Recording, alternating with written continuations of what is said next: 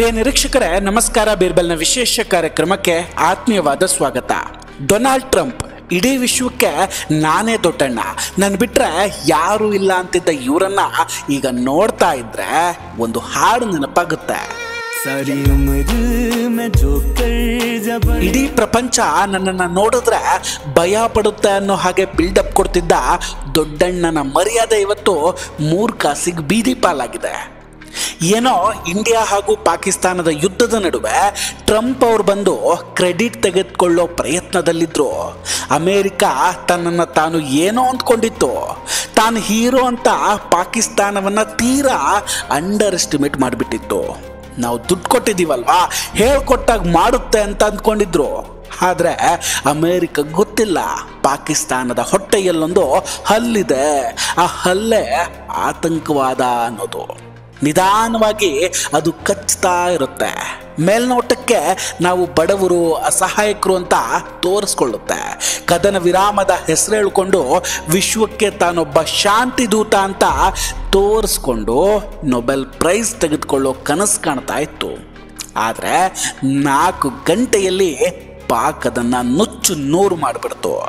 Trump ಕದನ ವಿರಾಮ ಒಂಥರ ಇನ್ಸ್ಟಾಗ್ರಾಮ್ನ ರೀಲ್ಸ್ ಥರ ಆಗೋಗಿದೆ.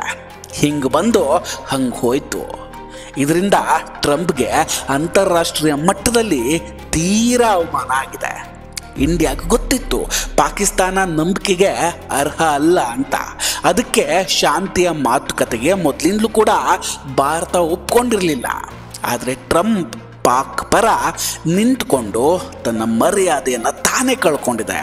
ಪಾಪ ಅಮೇರಿಕಾದ ಕತೆ ಹೆಂಗಾಯ್ತು ನೋಡಿ. ಒಂದು ರಾತ್ರಿಲಿ $1 ಮಿಲಿಯನ್ ಕೊಡಿಸಿದ್ರು, ಅವರಿಂದಲೇ ಅಪಮಾನ ಅನುಭವಿಸೋ ಹಾಗಾಯ್ತು. ಈಗ ಪಾಕಿಸ್ತಾನಕ್ಕೆ ಭಾರತ ಅಲ್ಲದೆ ಅಮೇರಿಕಾದಿಂದ ಕೂಡ ಕಂಟಕ ಇದೆಯಾ? ಹಾಗಾದ್ರೆ ಖಂಡಿತ ಇದೆ. ಶಹಬಾಜ್ ಶರೀಫ್ ಹೇಳಿದ್ರು, ನನ್ನ ತಂದೆಯೂ ನೀನೇ, ಬಂಧುವು ನೀನೇ, ನನ್ನ ಕಾಪಾಡಿದ್ಯಾ ಅಂತ. ಸೋಷಿಯಲ್ ಮೀಡಿಯಾದಲ್ಲಿ ಕೂಡ ಅವ್ರು ಹಾಕ್ಕೊಂಡಿದ್ರು. ಆದರೆ ಶಹಬಾಜ್ ಶರೀಫ್ನ ಮಾತನ್ನ ಆಸಿಮ್ ಮುನೀರ್ ಅರ್ಥ ಮಾಡಿಕೊಳ್ಳೇ ಇಲ್ಲ. ಪಾಕಿಸ್ತಾನದ ಸೇನಾ ಮುಖ್ಯಸ್ಥ ಆಸಿಮ್ ಮುನೀರ್ ಟ್ರಂಪ್ಗೆ ಎದುರು ಹಾಕ್ಕೊಂಡು ಭಾರತದ ಮೇಲೆ ದಾಳಿ ಮಾಡಿದ್ದಾನೆ. ಕಾಶ್ಮೀರದ CM ಇವತ್ತು ಕೇಳ್ತಿದ್ದಾರೆ, ಇದೆಂತ ಕದನ ವಿರಾಮ ಅಂತ. Totally Trump Shem Shem. ಇನ್ನೊಂದು ದೊಡ್ಡ ಅನುಮಾನ ಏನಂದ್ರೆ, ಟ್ರಂಪ್ನ ಈ ನಡೆ ದೋಸ್ತಿಯದ್ದಾಗಿತ್ತಾ ಅಥವಾ ಸಂಚಾಗಿತ್ತಾ ಅನ್ನೋದು. ಯಾಕಂದ್ರೆ ಕದನ ವಿರಾಮದ ಘೋಷಣೆಯನ್ನು ದೆಹಲಿಯಲ್ಲಿ ಭಾರತ ಸರ್ಕಾರ ಮಾಡೋದಕ್ಕೂ ಮುನ್ನ ಟ್ರಂಪ್ ತಮ್ಮ ಸೋಷಿಯಲ್ ಮೀಡಿಯಾ ಅಕೌಂಟ್ನಲ್ಲಿ ಹಾಕ್ಕೊಂಡಿದ್ರು. ಶಹಬಾಜ್ ಶರೀಫ್ ಟ್ವೀಟ್ ಮಾಡ್ತಾರೆ, ಟ್ರಂಪ್ ಕೂಡ ಟ್ವೀಟ್ ಮಾಡ್ತಾರೆ. ಆದರೆ ಭಾರತ ಸರ್ಕಾರ ಇದರ ಬಗ್ಗೆ ಯಾವುದೇ ಮಾಹಿತಿಯನ್ನು ಕೊಡಲಿಲ್ಲ. ಮೋದಿ ಅವರು ಕೂಡ ಯಾವುದೇ ರೀತಿಯ ಟ್ವೀಟನ್ನು ಮಾಡಿರಲಿಲ್ಲ. ಜೊತೆಗೆ ಸರ್ಕಾರದ ಪರವಾಗಿ ಯಾರು ಕೂಡ ಇಲ್ಲಿ ಪ್ರೆಸ್ ಕಾನ್ಫರೆನ್ಸ್ ಅನ್ನು ಕೂಡ ಕರೆದಿರಲಿಲ್ಲ. ಆದರೆ ಅಷ್ಟರಲ್ಲಿ ಟ್ರಂಪ್ ಅವರು ತಾವೇ ಬಿಗ್ ಬಾಸ್ ಅಂತ ಅಂದುಕೊಂಡು ಈ ಟ್ವೀಟನ್ನು ಮಾಡಿ ಸಂಧಾನವನ್ನು ಘೋಷಣೆ ಮಾಡ್ತಾರೆ. ಮೋದಿಜಿ ಏನಾದರೂ ಆಪರೇಷನ್ ಸಿಂಧೂರನ್ನು ಕೊನೆಯವರೆಗೂ ನಡೆಸಿದ್ರೆ ಈ ಅವಧಿಯ ಶಕ್ತಿಶಾಲಿ ಲೀಡರ್ ಮೋದಿ ಆಗ್ಬಿಡ್ತಿದ್ರು.